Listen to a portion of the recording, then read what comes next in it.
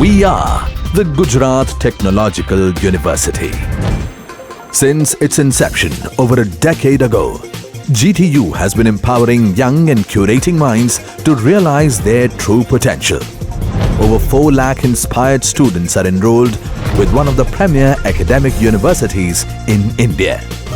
With more than 450 affiliated colleges in its fold operating across 5 zones of the state, GTU, the International Innovative University, your place to move forward.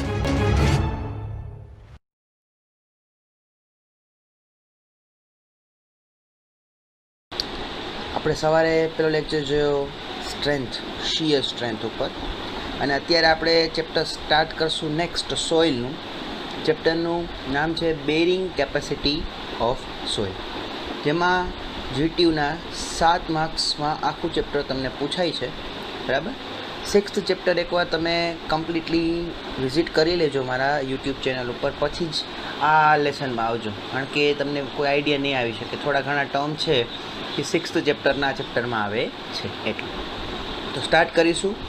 બરાબર છે. 71 સ્લાઇડ્સનું આખું આ જે છે chapter consist કરેલું છે મેં, જેમાં મોસ્ટલી ઇમ્પોર્ટન્ટ ક્વેશ્ચન કવર કરેલા છે, સ્ટાર કરેલા છે. જીટીયુમાં પૂછાય એવા વારે 3 માર્કમાં, 4 માર્કમાં, 7 માર્ક્સમાં પૂછાય એવા ઘણા બધા ક્વેશ્ચન્સ છે જે આમાં મેં કવર કરેલા છે. તો સ્ટાર્ટ કરીએ. Starting with the introduction. Introduction શું કહે છે ચલો જોઈએ. ઇન્ટ્રોડક્શન કંઈક એવું કહે છે, for construction of any building. જો જે આપણું ઇન્ટ્રોડક્શન લાસ્ટ ચેપ્ટર 6thનું હતું એ જ ઇન્ટ્રોડક્શન સમથિંગ અહીંયા રિલેટ કરે છે કે કોઈ પણ તમારે કન્સ્ટ્રક્શન કરવું હોય, બિલ્ડિંગ છે, ડેમ છે, રિટેનિંગ વોલ છે, એનું ફાઉન્ડેશન જો તમારે બનાવવું હોય તો ફાઉન્ડેશન બનાવવા માટે મેઇનલી શું જોઈએ તો કે એની બેરિંગ કેપેસિટી. મેં તમને આગલા લેક્ચરમાં બી કીધું હતું બેરિંગ કેપેસિટી શું છે. બેરિંગ કેપેસિટી એટલે ફોર એન એક્ઝામ્પલ પાછું એક વખત રિપીટ કરું કે તમારું કોલેજનું બિલ્ડિંગ, તમારા કોલેજનું બિલ્ડિંગ જે જગ્યાએ ઊભું છે, જેના ઉપર ઊભું છે, એકચ્યુઅલી ગ્રાઉન્ડ છે. ગ્રાઉન્ડમાં તમારું બિલ્ડિંગ બેસી જતું નથી. ઇટ મીન્સ કે એ જે સોઇલ છે એ બિલ્ડિંગનો વજન બેર કરે છે, રોકી લે છે. તો એ સોઇલની બેરિંગ કેપેસિટી એને કહી શકીએ આપણે કે આખું બિલ્ડિંગ ગ્રાઉન્ડમાં જતું નથી. તો so it is important to find out the information about bearing capacity. કારણ કે હવે જે તમારું સ્ટ્રક્ચર છે એનું સૌથી બોટમ પોર્શન કયો છે તો કે તમારું ફાઉન્ડેશન. તો એ ફાઉન્ડેશન સૌથી વધારે એના કોન્ટેક્ટમાં હશે ગ્રાઉન્ડના. તો ગ્રાઉન્ડના કોન્ટેક્ટમાં જે પાર્ટ છે ફાઉન્ડેશન, એ તો સૌથી વીકેસ્ટ પાર્ટ છે તમારા સ્ટ્રક્ચરનો. તો એ આખું વીકેસ્ટ પાર્ટ જ છે. બરાબર. એની સેફટી જો તમારે જોવી હોય તો એના માટે કઈ વસ્તુનું તમારે આઈડેન્ટિફાઈ કરવું પડશે તો કે બેરિંગ કેપેસિટી. જો તમને બેરિંગ કેપેસિટીનો આઈડિયા આવી જાય તો જો 3rd પોઈન્ટમાં મેં કીધું છે 3 વસ્તુ તમે એના ઉપરથી ફાઇન્ડ કરી શકો કે ટાઈપ્સ ઓફ ફાઉન્ડેશન કેવો સિલેક્ટ કરવો છે. તમારે સેમિસ્ટર 3rd આવતું હતું સિટીમાં types of foundation, Cello foundation છે, ડીપ ફાઉન્ડેશન. તો એ સિલેક્શન કેના બેઝડ આપણે કરશું તો કે આપણે એની બેરિંગ કેપેસિટી ફાઇન્ડ કરી લઈએ. પછી તમે ડેપ્થ ઓફ ફૂટિંગ કેટલી રાખવી એ તમે નક્કી કરી શકો. Depth of footing or depth of foundation, એ કેટલી ડેપ્થ સુધી તમારું ફાઉન્ડેશન જશે. અને તમારા જે સ્ટ્રક્ચરનો વેઇટ છે એ પણ તમે બેરિંગ કેપેસિટી ઉપરથી ફાઇન્ડ આઉટ કરી શકો. આ બેઝિક આઈડિયા તો બેરિંગ કેપેસિટી શું છે. બહુ સિમ્પલ ભાષામાં કહો, બેરિંગ કેપેસિટી એટલે કે જે સોઇલ છે એની ઉપર આવતો જે વેઇટ છે એને રેઝિસ્ટ કરે, એને રોકે, એને બેરિંગ કેપેસિટી કહેવામાં આવે છે. વેઇટ જો વધારે હશે તો બેરિંગ કેપેસિટી છે એ ફેલ થઈ શકે. વેઇટ ઓછો હશે તો બેરિંગ કેપેસિટી એને રેઝિસ્ટ કરી શકશે. ચલો સ્ટાર્ટ કરીએ છીએ લેક્ચર અહીંયાથી આપણું ચેપ્ટર. હવે આ ચેપ્ટરમાં સ્ટાર્ટિંગમાં થોડીક ટર્મિનોલોજી છે. ટર્મિનોલોજીસ એટલે કે અમુક વ્યાખ્યાઓ છે. જે વ્યાખ્યાઓ 2 માર્ક, 3 માર્ક કે 4 માર્કમાં પણ પૂછાઈ શકે. તમને એમ કે સોઇલ બેરિંગ કેપેસિટીને લગતી થોડી ટર્મિનોલોજીને તમે આન્સર કરો. બરાબર છે. તો ટર્મિનોલોજીમાં સૌથી પહેલી ટર્મિનોલોજી કઈ છે તો કે ફૂટિંગ. બરાબર છે. The basic difference. જો કોઈ આપણે કહે કે ફૂટિંગ અને ફાઉન્ડેશન વચ્ચે ડિફરન્સ શું, તો ફાઉન્ડેશન એટલે કે આખો ટર્મ, જો અહીંયા એક ફોટો મેં આપેલો છે, ફોટોનો જે આ આખો ટર્મ છે એ ફાઉન્ડેશન છે. અને આ ફાઉન્ડેશનનો જે બોટમ પાર્ટ છે ને એને ફૂટિંગ કહેવામાં આવે છે. ફાઉન્ડેશન એટલે શું તો કે ગ્રાઉન્ડ લેવલની નીચે આવેલું સ્ટ્રક્ચરનો પાર્ટ. અને એ ફાઉન્ડેશનનું પણ જે બોટમ પોર્શન છે એ બોટમ પોર્શનને શું કહેવામાં આવે છે ફૂટિંગ. જે ડાયરેક્ટલી કોના કોન્ટેક્ટમાં હશે તો કે ગ્રાઉન્ડમાં. અને એનું મેઇન કામ શું હશે તો કે બિલ્ડિંગનો લોડ ગ્રાઉન્ડમાં ટ્રાન્સફર કરવાનો હશે. ક્લિયર? ફૂટિંગ અને ફાઉન્ડેશન વચ્ચેનો ડિફરન્સ, ફાઉન્ડેશન એ આખા ગ્રાઉન્ડ લેવલ નીચે તમારા સ્ટ્રક્ચરનો પાર્ટ, અને ફાઉન્ડેશનનું જે તળિયું છે એ તળિયાને કહેવામાં આવે છે ફૂટિંગ. નેક્સ્ટ ટર્મિનોલોજી, એની પહેલાં થોડા ફૂટિંગના ફોટા જોઈ લઈએ. આ ફૂટિંગ છે, બરાબર છે. The bottom portion of foundation દેખાય છે. આ ઉપર જે છે સ્ટીલના બાર જાય છે, અને જ્યાં નીચે વ્હાઇટ કલરમાં છે, આ બાજુ બ્લેક કલરમાં છે. આ જે વેટ કન્ડિશનમાં છે, આ ડ્રાય કન્ડિશનમાં છે, સૂકેલું છે. ક્લિયર? નેક્સ્ટ ટર્મિનોલોજી છે, જો સ્ટાર છે. સ્ટાર મીન્સ કે આ જે છે ડેફિનેશન એ થોડી ઇમ્પોર્ટન્ટ છે, તો થોડું એને ધ્યાનથી સમજશું. શું છે બેરિંગ કેપેસિટી ઓફ સોઇલ શું છે? પાછું એક વખત, અત્યાર સુધી આપણે સમય જતો ખરી, પણ એને ઇન બ્રીફ ડેફિનેશનમાં સમજવું હોય તો કે જે સ્ટ્રક્ચરનો વેઇટ જેટલા એરિયા ઉપર લાગે છે, બરાબર છે, ધ વેઇટ રેઝિસ્ટેડ, એનું રેઝિસ્ટન્સ પણ થશે. રેઝિસ્ટન્સ મીન્સ કે બ્રેક નથી થતો, બરાબર. ફોર એન એક્ઝામ્પલ, તમે કોલેજમાં તમારી બેન્ચમાં બેઠા હોય તો કાંઈ તમારી બેન્ચની તમે અંદર નથી ઘૂસી જતા, તમારા વજનના કારણે બેન્ચ છે એ તૂટતી નથી. તો તમારો વજન જેટલા એરિયામાં રેઝિસ્ટ થશે એને બેરિંગ કેપેસિટી કહેવામાં આવે છે. પેલી ડેફિનેશન તમારી સ્ટ્રેસની આવતી હતી, પ્રતિબળની, એવી જ રીતે કહી શકીએ તો ફોર્સ રેઝિસ્ટેડ પર યુનિટ એરિયા. તો અહીંયા ધ વેઇટ રેઝિસ્ટેડ પર યુનિટ એરિયા એને શું કહેવામાં આવે છે તો કે બેરિંગ કેપેસિટી ઓફ સોઇલ, બરાબર છે. આ વેઇટ છે એ ટોપ ડાયરેક્શનમાંથી બોટમ ડાયરેક્શનમાં જશે, તો જો આ સોઇલ તૂટે નહીં, બરાબર છે, શિયર ન થાય, તો એને બેરિંગ કેપેસિટી ઓફ સોઇલ કહેવામાં આવે છે. એનો યુનિટ છે એ કેમાં હશે તો કે કિલોન્યુટન પર મીટર સ્ક્વેર અથવા તો ટન પર metre square. Clear? Bearing capacity of soil કેને કહેવાય? નેક્સ્ટ ટર્મિનોલોજી આપણે જોઈએ. નેક્સ્ટ ટર્મિનોલોજી છે ટોટલ ઓવરબર્ડન પ્રેશર. હવે ટોટલ ઓવરબર્ડન પ્રેશર શું હશે? તો જ્યારે હું વાત કરું, કન્સ્ટ્રક્શન સ્ટાર્ટ નથી થયું, બરાબર, જ્યારે તમને ગ્રાઉન્ડ મળ્યું એકચ્યુઅલી જેના ઉપર તમારે કન્સ્ટ્રક્શન કરવાનું છે, તો સોઇલ છે એના પર પહેલેથી કંઈક વેઇટ તો હશે ને. સોઇલ પર પહેલાંથી જ કેનો વેઇટ હશે? કેનો વેઇટ હશે તો કે વેઇટ ઓફ વોટર અને વેઇટ ઓફ સોઇલ્સ. જ્યારે આપણે સેકન્ડ ચેપ્ટર જોયું હતું, જ્યારે 3 ફેઝ ડાયાગ્રામ બનાવ્યો હતો, ત્યારે આપણે વાત કરી હતી કે સોઇલ 3 કમ્પોનન્ટનું બનેલું, સોઇલ, સોલિડ્સ, વોટર અને એર. જેમાં એરનો વેઇટ છે નહીં, તો વેઇટ વધ્યો કોનો તો કે સોલિડનો અને વોટરનો. તો આ બધો વેઇટ વોટરનો અને બધો જ વેઇટ સોલિડ્સનો, બરાબર છે, લાગશે કઈ જગ્યાએ? હોરિઝોન્ટલ પ્લેન ઉપર લાગશે, અને જે પ્રેશર ક્રિએટ કરશે એ પ્રેશરને શું કહેવામાં આવે છે? Total overburden pressure. એને સિગ્મા 0થી પણ ડિનોટ કરીએ છીએ આપણે, બરાબર છે. બધો જ વેઇટ કઈ જગ્યાએ લાગે છે? ગ્રાઉન્ડ ઉપર. ફોર એન એક્ઝામ્પલ ફોટો જોઈએ, જો દેખાય છે અહીંયા ડાગલા બનાવ્યા છે. આ ડાગલામાં શું છે તો કે આ જે છે બ્લુ કલરના ડાગલા એ વોટર પાર્ટિકલ છે, અને આ ગ્રે કલરના ડાગલા છે એ છે સોઇલ પાર્ટિકલ. આ બધાનો વેઇટ છે એ ગ્રાઉન્ડ ઉપર એક્સર્ટેડ થશે, બરાબર છે. તો એના કારણે જે પ્રેશર હોરિઝોન્ટલ પ્લેનમાં જનરેટ થાય એ પ્રેશરને કહેવામાં આવે છે ઓવરબર્ડન પ્રેશર. કઈ કઈ બે વસ્તુનો વેઇટ એમાં આવશે તો કે સોલિડ્સનો અને વોટરનો. ઓવરબર્ડન પ્રેશર કેને કહેવાય? ખાસ ધ્યાન રાખજો, ઓવરબર્ડન પ્રેશર ઘણી બધી વખત આગળ પણ રિપીટ થશે એટલે. નેક્સ્ટ ટર્મિનોલોજીની વાત કરીએ. નેક્સ્ટ ટર્મિનોલોજી છે ઇફેક્ટિવ ઓવરબર્ડન પ્રેશર, બરાબર, જેને સિગ્મા ડેશ ઓથી આપણે ઇન્ડિકેટ કરીએ છીએ. હવે સિગ્મા ડેશ ઓ ઇફેક્ટિવ ઓવરબર્ડન પ્રેશર એટલે શું તો કે વોટર પ્રેશર આપણું કોઈ કામનું નથી. જ્યારે આપણે સ્ટ્રક્ચર ડિઝાઇન કરતા હોય ત્યારે આપણે વોટર પ્રેશર છે એ તો આપણે આઈડેન્ટિફાઈ કરી શકશું કોઈ પણ મેથડથી, પણ આપણે જે મેઇન આઈડેન્ટિફાઈ અહીંયા કરવાનું છે ને એ તમારા સોઇલનું પ્રેશર છે, બરાબર છે. તો સોઇલનું પ્રેશર આપણે જોતું હોય તો સોઇલના પ્રેશર માટે શું કરવું પડશે તો કે વોટરનું પ્રેશર સોઇલમાંથી બાદ કરી નાખવાનું. ટોટલ છે, ટોટલમાં સોલિડ અને વોટરનું સમેશન છે, એમાંથી તમે વોટરનું પ્રેશર બાદ કરી નાખો તો જે ફાઇનલ પ્રેશર મળશે એ કેવું કહેવાશે? ઇફેક્ટિવ. હવે આ જે પ્રેશર છે એ ખાલી કોનું છે તો કે સોઇલનું. સોઇલ જે પ્રેઝન્ટ છે તમારા એકચ્યુઅલ ગ્રાઉન્ડ ઉપર એનું પ્રેશર, એને શું કહેવામાં આવે છે? Effective overburden pressure. ખાલી શું કરવાનું છે? બેનો સરવાળો હતો સોઇલ, સોલિડ અને વોટર બેના વેઇટનો, એમાંથી તમે કેનું પ્રેશર બાદ કરી નાખ્યું કે વોટરનું પ્રેશર બાદ કરી નાખ્યું, તો વધ્યું કેનું તો કે સોલિડનું. એને કહેવાશે ઇફેક્ટિવ ઓવરબર્ડન પ્રેશર. જોઈએ નેક્સ્ટ ટર્મિનોલોજી છે ગ્રોસ પ્રેશર ઇન્ટેન્સિટી, જેને ક્યુથી ઇન્ડિકેટ કરીએ છીએ. શું છે ગ્રોસ પ્રેશર ઇન્ટેન્સિટી? ગ્રોસ એટલે પહેલાં તો કહી દઉં કુલ, ટોટલ, બરાબર છે. ટોટલ શું તો કે જ્યારે કન્સ્ટ્રક્શન સ્ટાર્ટ નહોતું થયું ત્યારે એમાં કયા કયા પ્રેશર આવતા હતા તો કે વેઇટ ઓફ સોલિડ અને વેઇટ ઓફ વોટર. આ તો પ્રેઝન્ટ હતા જ, પણ કન્સ્ટ્રક્શન પૂરું થઈ ગયું પછી એના પર કઈ કઈ વસ્તુનો વેઇટ આવશે તો કે સુપરસ્ટ્રક્ચરનો વેઇટ આવશે, એના ફૂટિંગનો પણ વેઇટ આવશે, અને જો તમે સોઇલ ફિલ કરેલી હશે તો એ ફિલિંગ સોઇલનો વેઇટ પણ એના બેઝ લેવલે લાગશે. તો એના બેઝ લેવલે ત્યારે જે પ્રેશર તમે અથવા તો પ્રેશર ઇન્ટેન્સિટી જે આવે છે એને ગ્રોસ પ્રેશર ઇન્ટેન્સિટી કહેવામાં આવે છે. કન્સ્ટ્રક્શન પહેલાં કઈ વસ્તુ તો કે ઓવરબર્ડન પ્રેશરમાં કઈ વસ્તુ આવે? વોટર અને સોલિડના વેઇટનું પ્રેશર ડાઉનવર્ડ એક વસ્તુ કન્સ્ટ્રક્શન પહેલાં, અને કન્સ્ટ્રક્શન પછી તો કે સુપરસ્ટ્રક્ચરે બની ગયું ભાઈ, એના ઉપર ફૂટિંગે બની ગયું, અને જો સોઇલ તમે ફિલિંગ કરેલી છે તો એનું વેઇટ બેઝ લેવલે એક્સપિરિયન્સ થશે. આ બધા જ જે પ્રેશર ઇન્ટેન્સિટીનો સરવાળો કરું તો એને શું કહેવામાં આવે છે? ગ્રોસ પ્રેશર ઇન્ટેન્સિટી એટલે કે ક્યુ. નેક્સ્ટ ટર્મ છે નેટ પ્રેશર ઇન્ટેન્સિટી QN.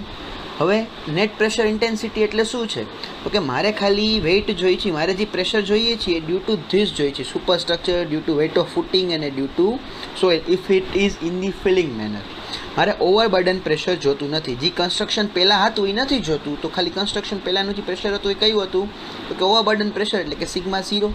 તો QN જોતું હોય બરાબર, તો ટોટલ ગ્રોસ પ્રેશર એટલે કે જે બિફોર કન્સ્ટ્રક્શન અને આફ્ટર કન્સ્ટ્રક્શન જે ટોટલ પ્રેશર હતું એમાંથી બિફોર કન્સ્ટ્રક્શનનું પ્રેશર હું બાદ કરી નાખીશ તો મને ખ્યાલ પડી જશે કે મારા સ્ટ્રક્ચરના કારણે જે મેં સ્ટ્રક્ચર કન્સ્ટ્રક્ટ કર્યું બરાબર છે તેમાં સુપરસ્ટ્રક્ચરના વેઇટના કારણે, ફૂટિંગના વેઇટના કારણે અને સોઇલના વેઇટના કારણે ગ્રાઉન્ડ ઉપર કેટલું પ્રેશર ઇન્ટેન્સિટી આવશે એને કહેવામાં આવશે QN.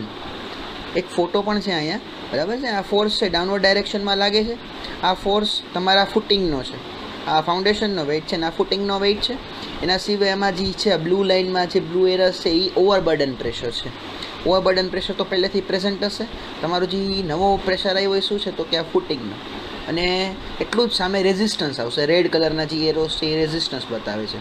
તો એ રેઝિસ્ટન્સ છે એ મારે રેઝિસ્ટન્સ ખાલી આ બિલ્ડિંગના લોડ માટે ગણવું છે, ઓવરબર્ડન પ્રેશર માટે ગણવું નથી. તો ઓવરબર્ડન પ્રેશર આપણે બાદ કરી નાખ્યું એટલે આપણને મળી ગયું QN એટલે કે નેટ પ્રેશર ઇન્ટેન્સિટી. નેક્સ્ટ ટર્મિનોલોજીની વાત કરીએ. નેક્સ્ટ છે ultimate bearing capacity of a soil. Ultimate એટલે મેક્સિમમ બરાબર છે. હવે આ અલ્ટિમેટનો મિનિંગ એમ થાય કે એનાથી વધારે તમે જો એ સોઇલ ઉપર લોડ લાગશો તો સોઇલનું ફેલિયર થશે. કયા મેનરમાં ફેલિયર થશે તો આપણે લાસ્ટ જે ચેપ્ટર છે એટલે જ આપણે સ્ટડી કરવું પડે કે શિયર, કે તમારું જે સોઇલ છે એનું મેઇન ફેલિયર કેમાં થાય છે તો કે શિયરમાં. જો અહીંયા બે ફોટોઝ મેં બતાવ્યા છે. આ જે છે ઘર, આ ઘરનું જે ફાઉન્ડેશન છે એનું સેટલમેન્ટ થઈ ગયું. આ જે છે એ કંઈક અલગ લેવલે છે ને આ કંઈક અલગ લેવલે છે, ડાઉનવર્ડ ખસી ગયું. શું કામ? કારણ કે નીચેની જે સોઇલ હતી એ નીચેથી ખસી ગઈ, શિયર થઈ ગઈ. અને આ જે છે આમાં તિરાડો દેખાય છે તો આને રેપ્ચર કહેવાય. આ જે છે એને સેટલમેન્ટ કહેવાય ને આને શું કહેવાય? રેપ્ચર. તો મારે બેઝિક ડેફિનેશન આપવી હોય બરાબર છે અને અલ્ટિમેટ કેપેસિટીની તો કેવી રીતે અપાય અલ્ટિમેટ બેરિંગ કેપેસિટીની કે મેક્સિમમ પ્રેશર જેટલું આ સોઇલ રેઝિસ્ટ કરી શકે વિધાઉટ શિયર ફેલિયર એને કહેવામાં આવે છે ultimate bearing capacity of soil. Next terminology જોઈએ. એના પહેલાં જો એક ફોટોઝ હજી છે અહીંયા. આ જો આ નેટ અલ્ટિમેટ બેરિંગ કેપેસિટીના કારણે જો નીચેની સોઇલ છે એ શિયર થઈ ગઈ, જેના કારણે ફાઉન્ડેશન સેટલ થવા માંડ્યું ને આ ક્રેક્સ જનરેટ થયા. આ ક્રેક્સ કોઈ બિલ્ડિંગમાં જનરેટ થાય તો એ આપણા માટે ખરાબ બાબત છે. ફેલિયર થશે તો આખું સ્ટ્રક્ચર પડી જશે. આ તો સિમ્પલ એક રો હાઉસ ટાઈપનું છે. જો કોઈ તમે ફોર એન એક્ઝામ્પલ વાત કરું તો કોઈ 15 માળનું એપાર્ટમેન્ટ હોય એમાં આ ફાઉન્ડેશનમાં ફેલિયર થાય તો બહુ મોટું નુકસાન થઈ શકે. એટલે આપણે આ બાબત જાણવી ખૂબ જરૂરી છે. નેક્સ્ટ ટર્મિનોલોજીની વાત કરીએ. નેક્સ્ટ છે ultimate bearing capacity, net ultimate bearing capacity. હવે નેટ અલ્ટિમેટ બેરિંગ કેપેસિટી શું છે તો કે જો આ અલ્ટિમેટ બેરિંગ કેપેસિટી છે વળી પાછી એમાં બે ટર્મ આવી ગઈ કે જે સોઇલ છે એને તમારે કંઈક મેક્સિમમ પ્રેશર કઈ જગ્યાએ રેઝિસ્ટ કરવાનો છે તો કે એના બેઝ ઉપર, એના તળિયા પાસે ને અહીંયા આ ફાઉન્ડેશનના તળિયા પાસે એને રેઝિસ્ટ કરવાનું છે. તો કઈ કઈ વસ્તુ રેઝિસ્ટ કરવાની આવશે એને બેઝ પાસે તો કે એક ઓવરબર્ડન પ્રેશર જે એકચ્યુઅલી પહેલાં પ્રેઝન્ટ હતો ને એક આ ફાઉન્ડેશનનો કે જે તમે નવું કન્સ્ટ્રક્શન બનાવ્યું એનો વેઇટ બરાબર છે. તો એ બેનો ટોટલ મારું ને એક એવો આંકડો નીકળે બરાબર, એ આંકડામાં શિયર ફેલિયર ના થાય તો એને અલ્ટિમેટ કહેવાય. પણ અલ્ટિમેટ જેમાં બે વસ્તુ આવી ગઈ, ઓવરબર્ડન પ્રેશરે આવી ગયું ને આમાં, જે સોઇલમાં પહેલેથી પ્રેઝન્ટ હતું એ. મારે ઓવરબર્ડન પ્રેશર નથી જોતું, મારે ખાલી આ સ્ટ્રક્ચરના કારણે કેટલો લોડ જે છે સેફ લોડ છે એ ગણવો હોય તો એમાંથી ઓવરબર્ડન પ્રેશર બાદ કરી નાખો તો એને શું કહેવામાં આવે છે? Net ultimate bearing capacity. બરાબર છે. Subtract the overburden pressure from ultimate bearing capacity. તો QNF કહેવામાં આવે છે ને, એટલે QNFમાંથી QF એટલે અલ્ટિમેટ બેરિંગ કેપેસિટીમાંથી સિગ્મા 0. મેં તમને કીધું ઓવરબર્ડન પ્રેશર જે કન્સ્ટ્રક્શન પહેલાં પ્રેઝન્ટ હશે. નેક્સ્ટ ટર્મિનોલોજી છે net safe bearing capacity QNS. Net ultimate bearing capacity માટે શું આવશે તો કે ખાલી તમારે શું થશે કે તમારી જે બેરિંગ કેપેસિટી હતી, બરાબર છે, એ bearing capacity divided by FOS કરવાનું થશે. FOS શું છે? ફેક્ટર ઓફ સેફ્ટી શું છે? કે ફેક્ટર ઓફ સેફ્ટી છે, આપણે ફોર એન એક્ઝામ્પલ વાત કરીએ કે જે કોલેજની બેન્ચીસ છે તમારી, એ કોલેજની બેન્ચીસમાં મેક્સિમમ તમે 2 જણા કે 3 જણા બેસતા હશો તો એ 2 થી 3 જણાની કેપેસિટી માટે બનાવેલી છે, બરાબર છે. તો ફોર એન એક્ઝામ્પલ તમે થિંક કરો કે એના પર 10 જણા બેસે તો શું એ બેન્ચનું ફેલિયર થશે? ના, નહીં થાય, બરાબર. એટલે જેટલી એની કેપેસિટી છે, એકચ્યુઅલી કેપેસિટી 3 પર્સનની જ છે, પણ તમે એના પર ઇનકેસ ફ્યુચરમાં, બરાબર છે, વધારે પણ પર્સન કે વધારે લોડ તમે લગાડો તો થોડા ઘણા અંશે ફેલ નહીં થાય. પણ જો તમે 10 ના 50 કરી નાખો તો ધેર આર પોસિબિલિટીઝ કે તૂટે. પણ આ સેફ્ટી ઓફ ફેક્ટર આપણે એટલે જ રાખીએ છીએ. એટલે એકચ્યુઅલી એની કેપેસિટી 10% હતી, પણ આપણે એને ડિવાઈડ કરી નાખી છે, એટલે આપણે જે વિઝિબલ આંકડો છે એ ખાલી 3%નો જ દેખાય છે. નેક્સ્ટ ટર્મિનોલોજી જોઈએ, સેફ બેરિંગ કેપેસિટી શું છે? બરાબર છે. સેફ બેરિંગ કેપેસિટી એટલે કે જે મેક્સિમમ લોડ તમે યુનિટ એરિયા ઉપર તમારા સોઇલ ઉપર લગાડો અને સોઇલ છે એ તમારું બધો જે લોડ છે એ એરિયા ઉપર કવર કરી લઈએ વિધાઉટ ડિસ્પ્લેસમેન્ટ ઓર સેટલમેન્ટ. બરાબર. ડિસ્પ્લેસમેન્ટ ઓર સેટલમેન્ટ શું છે તો કે જો આપણે આ ફોટો જોયો હતો, આને છે ને ડિસ્પ્લેસમેન્ટ કહેવાય. ડિસ્પ્લેસ થઈ ગયું ને એની જગ્યાએથી, આ સોઇલ ડિસ્પ્લેસ થઈ ગયું ને આ જો સેટલમેન્ટ થઈ ગયું, તમારું ફાઉન્ડેશન તળિયામાં બેસી ગયું. જો આમાં બી ફાઉન્ડેશન છે એ ડિસ્પ્લેસ થયું છે, તળિયામાં બેસવાની ટ્રાય કરે છે, બરાબર છે, ડાઉનવર્ડ ડાયરેક્શનમાં, જો બ્લેક એરો બતાવે છે. તો એક એવી બેરિંગ કેપેસિટી કે જે મેક્સિમમ લોડ તમારો એરિયામાં રેઝિસ્ટ થઈ જાય અને તમારું કોઈ શિયર ફેલિયર ના થાય તો એને કહેવામાં આવે છે સેફ બેરિંગ કેપેસિટી. અને જે લાસ્ટ ટર્મ તમારે સમજવાનો છે એ છે અલાવેબલ બેરિંગ પ્રેશર. અલાવેબલ બેરિંગ પ્રેશર એટલે શું? અલાવેબલ એટલે કે જેટલું તમે અલાવ કરતા હોય, જેટલું તમે છૂટ આપતા હોય. તો આ છૂટ એટલે કેવો ફોર્સ હશે કે એ ફોર્સમાં તમારું સ્ટ્રક્ચર તો ફેલ ક્યારેય થશે નહીં, બરાબર. અલાવેબલ પ્રેશર એને આપણે કેનાથી ડિનોટ કરીએ છીએ? QO. એટલે કે આ એવું પ્રેશર છે કે જેના કારણે તમારા બિલ્ડિંગમાં કોઈ પણ જાતનું ફેલિયર, એક્સેસિવ ફેલિયર કે એક્સેસિવ સેટલમેન્ટ થશે નહીં. આટલી ટર્મિનોલોજી હતી. બધી ટર્મિનોલોજી એક વખત એવું હશે તો તમે વિડીયો પોઝ કરી અથવા તો રિવાઇન્ડ કરીને આખું પાછું ટેલી કરી લેજો, કારણ કે આ બધી ટર્મિનોલોજી આગળ કામ આવવાની છે. ચાલો, આટલી બધી આપણે વાત કરી કે આ ટર્મિનોલોજી શું છે, સેફ બેરિંગ કેપેસિટી શું છે, અલાવેબલ બેરિંગ પ્રેશર શું છે ને. પણ આ બેરિંગ કેપેસિટી આપણે સ્ટ્રક્ચરમાં ફાઇન્ડ કરવી હોય તો એની કોઈ ભાઈ આપણી પાસે મેથડ્સ છે તો કે હા, મેથડ્સ છે. કઈ મેથડ્સ છે? નેક્સ્ટ આપણો ટોપિક એ જ છે, બરાબર ને. Methods of finding out the bearing capacity of soil. 3 ટાઈપની મેથડ આપણી પાસે અવેલેબલ છે, બરાબર છે. તમારા બુકમાં મેન્શન કરેલું જ છે, બરાબર. આના નામ આપણને યાદ રાખવાના થશે. અને આમાંથી મેથડ્સ જે આપણે એક્સપ્લેન કરવાની છે એક ટર્ઝાગી થિયરી છે, જે થિયોરિટિકલ મેથડમાં છે, અને એક ફિલ્ડ મેથડમાં છે પ્લેટ લોડ ટેસ્ટ, જે આપણા ઇમ્પોર્ટન્ટ ક્વેશ્ચન છે, જે તમારા બુકમાં પણ ડિસ્કસ કરેલા છે અને જે આપણે આ વિડીયો લેક્ચરમાં પણ ડિસ્કસ કરીશું.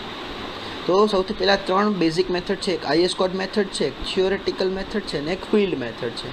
થિયોરિટિકલ મેથડમાં 5 મેથડ છે: Terzaghi, Rankine, Meyerhof, Brinch Hansen and Prandtl theory. અને ફિલ્ડ મેથડમાં છે plate load test, standard penetration test, static cone penetration test, dynamic cone penetration test અને પ્રેશર મીટર ટેસ્ટ. નામ ખાલી યાદ રાખી લેજો, બાકી જે એક્સપ્લેન કરવાની છે એ 2 જ છે. એક થિયોરિટિકલ મેથડમાં ટર્ઝાગી અને એક ફિલ્ડ મેથડમાં પ્લેટ લોડ ટેસ્ટ. નેક્સ્ટ આપણે જોઈએ તો આ બધી મેથડ્સ કે જે મેથડ્સ છે આપણે બેરિંગ કેપેસિટી ફાઇન્ડ કરવાનું, એની પહેલાં આપણે જાણવું પડશે કે તમારું ફૂટિંગ છે એ ફેલિયર ક્યાં થાય છે. આપણને જો ફેલિયર ખબર પડી જાય કે આ પ્લેનમાં ફેલિયર થાય છે અથવા તો આ જગ્યાએથી ફેલિયર થાય છે તો એ જગ્યાએની જ બેરિંગ કેપેસિટી આપણે ફાઇન્ડ કરી શકશું. તો જે શિયર ફેલિયર થશે, આપણે વાત જ કરી કે બેરિંગ કેપેસિટી ડાયરેક્ટલી રિલેટેડ કોની સાથે છે તો કે શિયર સાથે. તો શિયર ફેલિયર થાય ફૂટિંગના ત્રણ ટાઈપના ફેલિયર હોઈ શકે. પહેલું છે જનરલ શિયર ફેલિયર, બીજું છે પંચિંગ શિયર ફેલિયર અને ત્રીજું છે લોકલ શિયર ફેલિયર. આ ટર્મ મેં સ્ટાર કરેલું છે. સ્ટારનો મિનિંગ જીટીયુમાં આઈએમપી છે, તો થોડુંક ધ્યાન દઈને સાંભળશું આપણે. સૌથી પહેલાં શિયર ફેલિયર ઓફ ફૂટિંગ શું છે? શિયર ફેલિયરમાં પહેલો ટાઈપ છે જનરલ શિયર.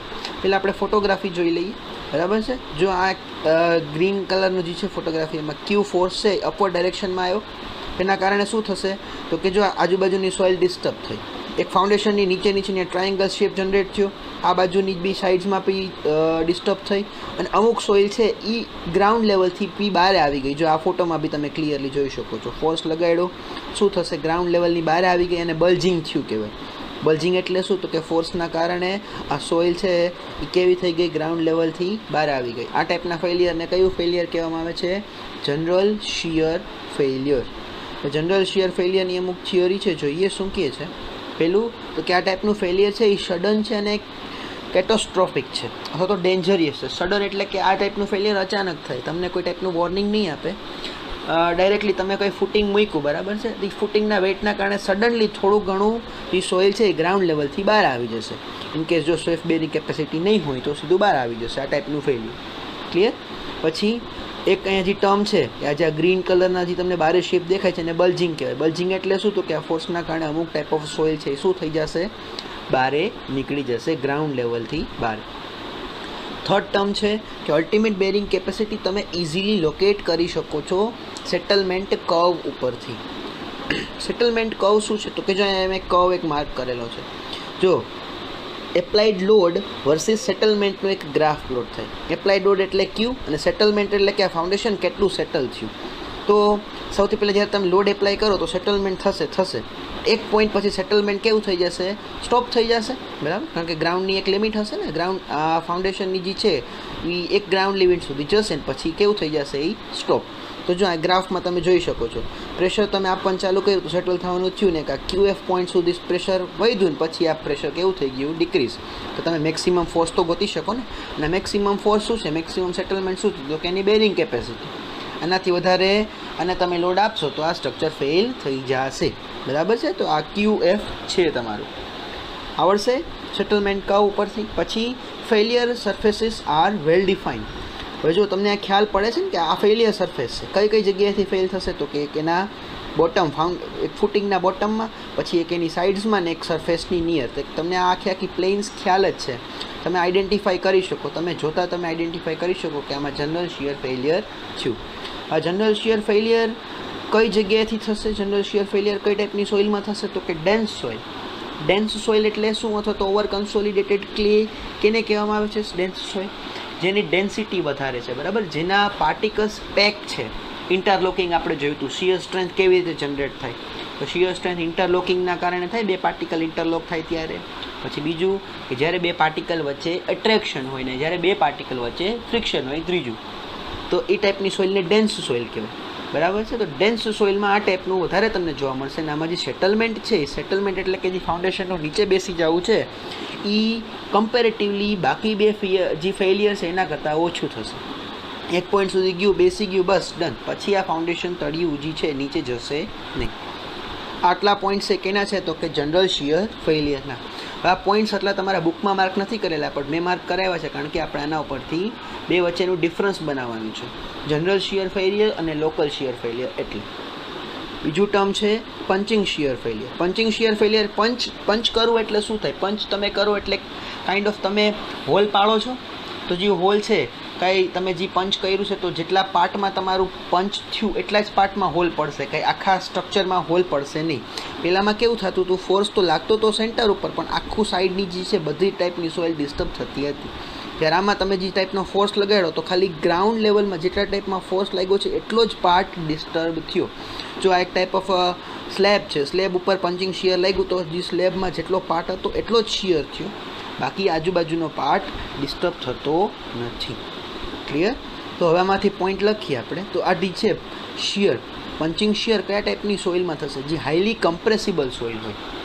પહેલી જે સોઇલ હતી કમ્પ્રેસિબલ નહોતી, આને તમે કમ્પ્રેસ ના કરી શકો ડેન્સ સોઇલને, બરાબર. તો કમ્પ્રેસ ના કરી શકો તો એ ક્યાં જશે? તમે એને ટ્રાય કરો કમ્પ્રેસ કરવાની, કમ્પ્રેસ નથી થતી તો પુશ આઉટ એટલે કે છટકવાની ટ્રાય કરશે, છટકીને બહાર નીકળી જશે. જ્યારે આ કમ્પ્રેસ થાય છે એટલે આખું ફાઉન્ડેશનને પણ ભેગું ભેગું નીચે લેતું ગયું, બરાબર. અથવા તો પ્લાસ્ટિક સોઇલ હોય, બરાબર. પ્લાસ્ટિક તમને મેં કીધેલું છે ઘણી બધી વાર, પ્લાસ્ટિક સોઇલ કેને કહેવામાં આવે છે કે જે સોઇલ કોઈ પણ શેપમાં તમે કન્વર્ટ કરી શકો. તો જે પણ શેપમાં કન્વર્ટ કરી શકો એવી સોઇલ તો ક્લે છે, બરાબર. તો ક્લે ટાઈપની સોઇલમાં તમને પંચિંગ શિયર જોવા મળશે. જો આમાં બીજો ટર્મ શું કીધો છે, બીજો પોઈન્ટ કે shear planes are not properly defined. તમે શિયર પ્લેન્સ આમાં આઈડેન્ટિફાઈ ના કરી શકો. નેક્સ્ટ તમને હું ફિગર બતાવીશ, એમાં કહીશ કે શિયર પ્લેન તમે કેમ આઈડેન્ટિફાઈ નથી કરી શકતા, બરાબર છે. પછી નેક્સ્ટ ટર્મ શું છે તો કે વેરી લેસ ઇફેક્ટેડ સોઇલ બિલો લોડેડ એરિયા, કે બહુ ઓછી સોઇલ ઇફેક્ટ થશે. જેટલો લોડેડ એરિયા છે એટલી જ સોઇલ ઇફેક્ટ થશે, આજુબાજુની સોઇલમાં કોઈ જાતનો ફેરફાર થતો નથી. પછી કે આ જે છે શિયર એ કઈ ડાયરેક્શનમાં થાય છે તો કે વર્ટિકલ શિયર થાય છે. જો આમાં પહેલાંમાં જે શિયર થતું હતું એ વર્ટિકલ થતું હતું, એના સાથે સાથે રેડિયલી બી થતું હતું, બરાબર છે, લિનિયરલી પણ થતું હતું. આમાં ખાલી જે શિયર છે એ કઈ ડાયરેક્શનમાં થશે, ખાલી વર્ટિકલી. ઇન્ક્લાઇન્ડ શિયર જોવા મળતું નથી. પછી આમાં તમે ultimate bearing capacity cannot find, તમે આમાં અલ્ટિમેટ બેરિંગ કેપેસિટી ફાઇન્ડ કરી શકતા નથી સેટલમેન્ટ કર્વ ઉપરથી. સેટલમેન્ટ કર્વ લાસ્ટ હમણાં આવશે ફોટોગ્રાફીમાં, ત્યારે આપણે જોશું. અને લાસ્ટ પોઈન્ટ છે સિગ્નિફિકન્ટ સેટલમેન્ટ ટેક પ્લેસીસ. તો જો આમાં જે સોઇલ છે, બરાબર, આમાં તમારું ફૂટિંગ પડ્યું તો આ ફાઉન્ડેશન અમુક લેવલ સુધી સેટલ થશે. જ્યારે આમાં કેટલા લેવલ સેટલ થઈ ગયું, ઘણું બધી ડેપ્થ સેટલ થઈ ગયું, સેટલમેન્ટ ઘણું બધું થશે આ ટાઈપના ફેલિયરમાં. અને લાસ્ટ છે તમારું લોકલ શિયર ફેલિયર. હવે આ લોકલ શિયર ફેલિયરમાં બે કાઇન્ડ ઓફ કેરેક્ટરિસ્ટિક હશે, એટલે કે પંચિંગ શિયરના પણ કંઈક ક્રાઇટેરિયામાં લાગતા હશે અને જનરલ શિયરના પણ કંઈક ક્રાઇટેરિયા લાગતા હશે. એટલે આપણે એને કયા ટાઈપનું કીધું, ઇન્ટરમીડિયેટ ફેલિયર, બરાબર. Local shear failure is kind of an intermediate failure.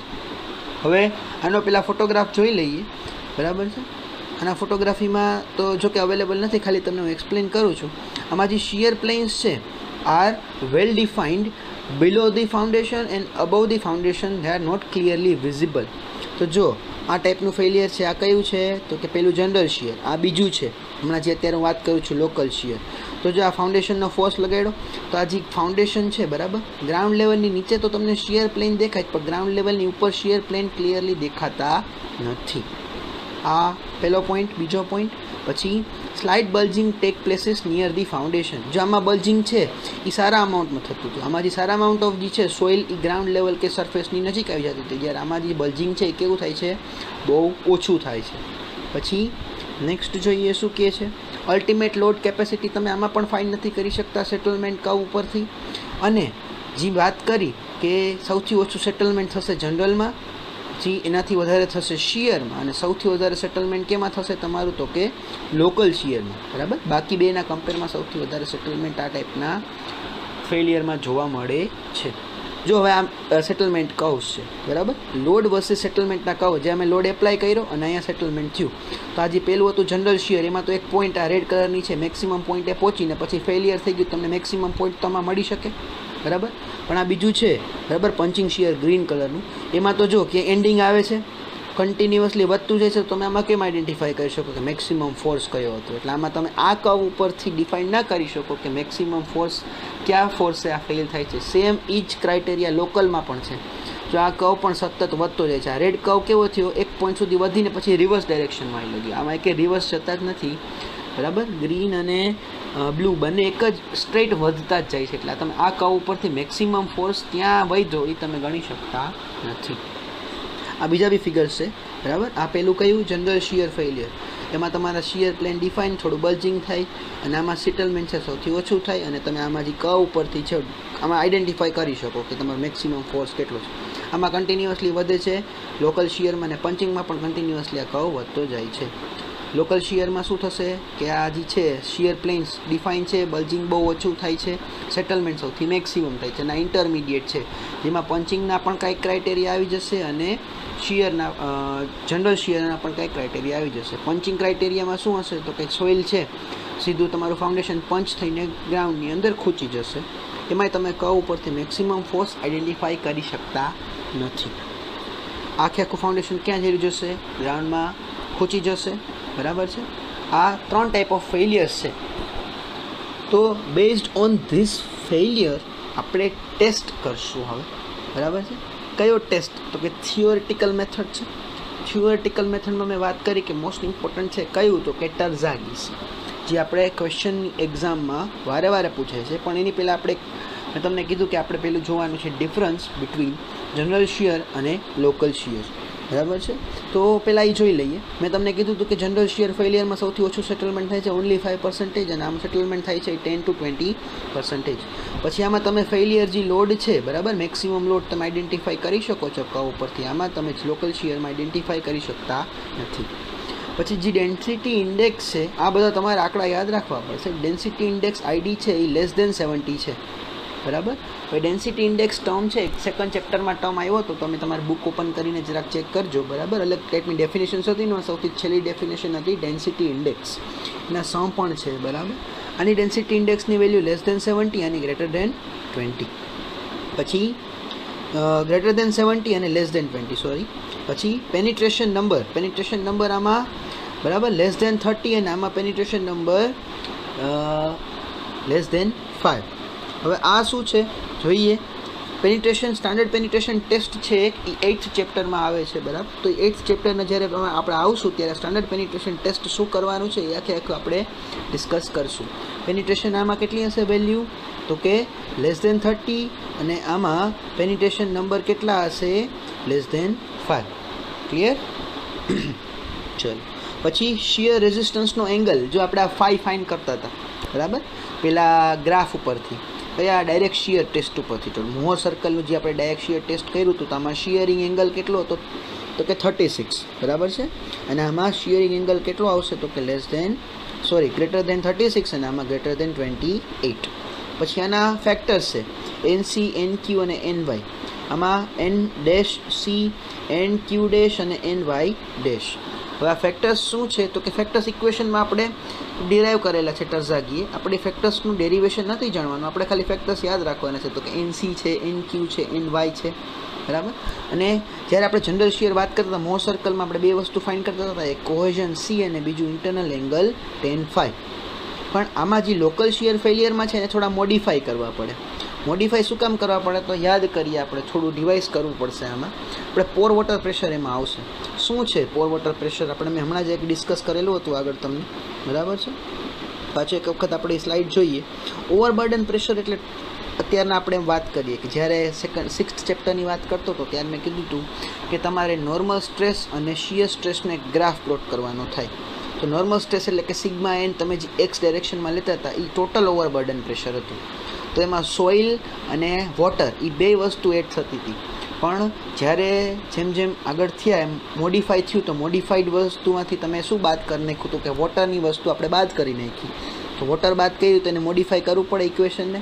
તો કે જે એકચ્યુઅલ કોહેઝન છે એનું 2/3 જ લેવાનું, જે ઇન્ટરનલ એંગલ હતો એ એકચ્યુઅલ એંગલનો 2/3 જ લેવાનો થશે.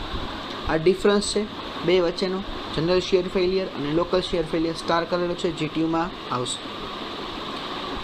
નેક્સ્ટ ટોપિક આપણે જોઈએ ટર્ઝાગી, બરાબર. ટર્ઝાગીની બેરિંગ કેપેસિટીની થિયોરી. આ થિયરી મોસ્ટ ઇમ્પોર્ટન્ટ છે, એના એઝમ્પશન્સ પણ છે અને થોડું ઘણું ડિસ્ક્રિપ્શન છે, બરાબર. તો અને એક ઇક્વેશન પણ છે. ઇક્વેશન આમ જોકે 3 છે પણ મેઇનલી આપણા કામના એક છે, તો એક આપણે વ્યવસ્થિત ડિસ્કસ કરીએ. ચલો, સૌથી પહેલાં એઝમ્પશન્સ વાત કરીએ ટર્ઝાગીના. ટર્ઝાગીને જો તમને ખ્યાલ હોય તો ફર્સ્ટ ચેપ્ટરમાં મેન્શન કરે છે તે ટર્ઝાગી એ સોઇલ મિકેનિક્સના ફાધર આપણે એને માનીએ છીએ. ટર્ઝાગી જે છે એ સોઇલ મિકેનિક્સના ફાધર તરીકે આપણે કન્સિડર કરીએ છીએ. તો એની જે બેઝિક એસમ્પશન્સ છે શું છે બેરિંગ કેપેસિટી માટે? તો પહેલી છે કે જે ફૂટિંગ છે એ તમારે ફૂટિંગ કેવું કન્સિડર કરવાનું? Strip footing. સિટીમાં તમે થોડુંક ટર્મ યાદ કરજો, બરાબર. અને યાદ ના હોય ઇન કેસ તો આ લેક્ચરના આગળ પોર્શનમાં તમને ટાઈપ્સ ઓફ ફૂટિંગ પણ આવશે. સ્ટ્રીપ ફૂટિંગ છે એક ટાઈપ ઓફ ફૂટિંગ છે, સેલો ફાઉન્ડેશનનો એક ટાઈપ છે, જેમાં લેન્થ કેવી હશે એની વિડ્થ કરતાં ખૂબ વધારે. Length is far more greater then it width. Any width કરતાં એની લેન્થ કેવી હશે? બહુ વધારે હશે. તો લેન્થ વધારે છે તો આપણે લેન્થને એક ટર્મ છે એને હું ઇગ્નોર કરું છું. હું ખાલી બે ટર્મ અત્યારના 2 ડાયમેન્શનલ ટર્મ જ યુઝ કરીશ આમાં. જ્યારે હું ડિઝાઇન પોર્શનમાં જઈશ તો એની ડેપ્થ ફાઉન્ડેશનની અને એની વિડ્થ એટલે કે પહોળાઈ. હવે બીજી વાત કરીએ, બીજું એઝમ્પશન એવું છે તો કે જે તમે ફૂટિંગ તમે પ્રોવાઈડ કરો છો એ બહુ શેલો ડેપ્થ હશે, કારણ કે વાત કરી સ્ટ્રીપ ફૂટિંગ છે, તો સ્ટ્રીપ ફૂટિંગ કેના માટે હોય તો કે શેલો ફાઉન્ડેશનનો એક ટાઈપ છે, તો ફૂટિંગ આપણે કઈ ડેપ્થે પ્રોવાઈડ કરશું, શેલો ડેપ્થ, બરાબર છે. પછી થર્ડ ટર્મ છે કે આમાં જે ફેલિયર થશે એ કયું ફેલિયર થશે, general shear failure. 3 type of જોયા ને તમે ફેલિયર, એક જનરલ શિયર, લોકલ શિયર ને પંચિંગ. તો આમાં કયા ટાઈપનું ફેલિયર થશે, જનરલ. આ એઝમ્પશન્સ છે, ખાસ યાદ રાખજો, એઝમ્પશન્સ છે એ તમારી થિયોરીને ઇઝી કરવા માટે હોય, આ ટ્રુ ના હોય. પછી જે તમે શિયર સ્ટ્રેન્થ ફાઇન્ડ કરશો, બરાબર, આમાં સી અને ફાઈ એ ક્યાંથી કરશો તો કે મોર કોલમ્બસના ક્રાઇટેરિયા ઉપરથી. કોલમ્બસ થિયરી આપણે જોઈ, એસ ઇક્વેશન જોયું હતું, એસ વાળું ઇક્વેશન 6 ચેપ્ટરમાં. પછી નેક્સ્ટ ટર્મ, સોઇલ તમારી કેવી હોવી જોઈએ, હોમોજીનિયસ અને આઇસોટ્રોપિક. હવે હોમોજીનિયસ અને આઇસોટ્રોપિકનો મિનિંગ શું છે પહેલાં તો થોડુંક ડિસ્કસ કરીએ. હોમોજીનિયસ એટલે શું તો કે હોમોજીનિયસ એટલે કે તમારું જે સોઇલનું પાર્ટિકલ છે, બરાબર છે, સોઇલનું પાર્ટિકલ કોઈ એક ડાયરેક્શનમાં સોઇલ જે છે, બરાબર, કોઈ એક ડાયરેક્શન તમે સપોઝ સિલેક્ટ કરો, સપોઝ આપણે ડાયરેક્શન સિલેક્ટ કરી વર્ટિકલી ડાઉનવર્ડ, તો વર્ટિકલી ડાઉનવર્ડ સોઇલના જેટલા પાર્ટિકલ છે એ બધાના જે છે પ્રોપર્ટી સેમ હશે, એને હોમોજીનિયસ કહેવાય, બરાબર. એક જ ડાયરેક્શનમાં બધા જ તમારા પાર્ટિકલની પ્રોપર્ટી સેમ હોય તો એને કહેવાય હોમોજીનિયસ. અને આઇસોટ્રોપિક એટલે શું, આઇસોટ્રોપિક એટલે બધી જ ડાયરેક્શનમાં તમારા સિંગલ પાર્ટિકલની પ્રોપર્ટી સેમ હોય. બેઝિક ડિફરન્સ ખબર પડી, એક જ ડાયરેક્શનમાં બધા જ પાર્ટિકલની પ્રોપર્ટી સેમ અને અલગ અલગ ડાયરેક્શનમાં એક જ પાર્ટિકલની પ્રોપર્ટી સેમ, એને કહેવામાં આવે છે આઇસોટ્રોપિક. અને લાસ્ટ ધી ટર્મ છે એ સમજવાનું છે આપણે કે જે શિયર રેઝિસ્ટન્સ છે between surface and depth NF is neglected and equivalent stress gamma DF is taken. હવે આ શું છે તો કે જોઈએ ફિગર અહીંયા નેક્સ્ટ છે, બરાબર. આ એક ફોર્સ Q જે ગ્રાઉન્ડ લેવલ તમારું ફૂટિંગ છે ત્યાંથી સોઇલ ઉપર જાય છે, તો આ સોઇલની આજુબાજુ કંઈક આ જે ફાઉન્ડેશન છે, આ ફાઉન્ડેશનની આજુબાજુ સોઇલ તો હશે ને, તો સોઇલનું પ્રેશર જનરેટ તો થાય ને, બરાબર. તો એ સોઇલના પ્રેશરને આપણે નિગ્લેક્ટ કરીએ છીએ. અહીંયા જે સોઇલ છે, બરાબર, આ ફાઉન્ડેશનની બે બાજુ વેઇટ, એ સોઇલના વેઇટની જગ્યાએ હું એક ઇક્વિવેલન્ટ એટલે કે એને બરાબર જ એક ફોર્સ કન્સિડર કરું છું, તો કે એ ફોર્સ શું છે તો કે ગામા ઇન્ટુ DF. ગામા એટલે આ સોઇલની આજુબાજુ છે એનો યુનિટ વેઇટ ઇન્ટુ DF એટલે એની ડેપ્થ. આટલી એની એઝમ્પશન્સ હતી. હવે આ ફિગર ઉપરથી તમને છે ને આમાં જો તમને નંબર્સ દેખાતા હશે, આ ફોર્સના કારણે એક આ ટ્રાયેંગલ જનરેટ થયું, એને કહેવાશે ઝોન 1. પછી આ જો આ લાઇટ કલરના બે ઝોન ક્રિએટ થયા એને કહેવાય ઝોન 2, અને આ થર્ડ ઝોન ક્રિએટ થયા એને કહેવાશે ઝોન 3. 3 ઝોન્સમાં તમે તમારા જે છે ઇફેક્ટને, સોઇલની ઇફેક્ટને જાણી શકો છો, એના પર ફોર્સ લગાડો તો સોઇલની કેવી ઇફેક્ટ આવે. ઝોન 1, બરાબર, ઝોન 1 શું છે તો કે સોઇલનો જ એક પાર્ટ છે, એક ફાઉન્ડેશનનો પાર્ટ તરીકે જ ગણી શકું કે જેટલું ફાઉન્ડેશનની પહોળાઈ છે એટલે જ આ ફાઉન્ડેશનની પહોળાઈ સુધી જે આ ઝોન ક્રિએટ થયો, બરાબર છે, ઝોન 1. આ ઝોનને ઇલાસ્ટિક ઝોન પણ કહેવામાં આવે છે, ઇલાસ્ટિક ઇક્વિલિબ્રિયમમાં હોય છે. ઇલાસ્ટિક ઇક્વિલિબ્રિયમનો મિનિંગ શું, ઇક્વિલિબ્રિયમનો ઇલાસ્ટિકનો મિનિંગ શું છે એ તો તમને ખ્યાલ છે કે કોઈ રબર છે, રબરને ખેંચીને તમે છોડી દો, બરાબર, એક પોઈન્ટ સુધી, તો એ પોતાની મૂળ સ્થિતિમાં પાછો આવી જશે. તો આ બી જે પોર્શન છે એ કંઈ એક એવા પોઝિશનમાં છે કે આના ઉપરનો ફોર્સ જો હું હટાડી લઉં તો એની પોતાની મૂળ પોઝિશનમાં પાછો આવી જશે. ક્લિયર? આ પેલો ઝોન. પછી આ ઝોન 2, બરાબર, આ ઝોન 2 ને રેડિયલ ઝોન કહેવામાં આવે છે. રેડિયલ ઝોન, આ રેડિયલ ઝોનમાં શું થાય છે, બરાબર, તો કે આ રેડિયલ ઝોન પ્લાસ્ટિક ઇક્વિલિબ્રિયમમાં હોય છે. પ્લાસ્ટિક ઇક્વિલિબ્રિયમ એટલે શું તો કે હવે આના ઉપરથી હું ફોર્સ ઇન કેસ હટાડી પણ દઉં, બરાબર, તો પણ આ પોતાની મૂળ સ્થિતિમાં પાછા આવશે નહીં. ક્લિયર? ઝોન 2 છે એને કેવું કહેવામાં આવે છે તો કે રેડિયલ ઝોન, એ પ્લાસ્ટિક ઇક્વિલિબ્રિયમમાં હોય છે અને એ પાછું એની મૂળ સ્થિતિમાં આવશે નહીં, ફોર્સિસ રિમૂવ કર્યા પછી પણ. અને આ કઈ જગ્યાએ છે તો કે એના એજીસ પાસે છે ને, જ્યાં તમારા ફૂટિંગનું એજ થશે ત્યાં આ ટાઈપના ફોર્સિસ તમારા, ત્યાં ટાઈપનું તમારે ઝોન જોવા મળશે. અને ઝોન 3 છે આ એરિયું, એને લિનિયર ઝોન કહેવામાં આવે છે, જે ગ્રાઉન્ડ સરફેસની નજીક છે. અને આમાં બલ્જિંગ છે તમને 0% જોવા મળે છે, ભલે જનરલ શિયર ફેલિયર હોય પણ બલ્જિંગ જોવા મળતું નથી.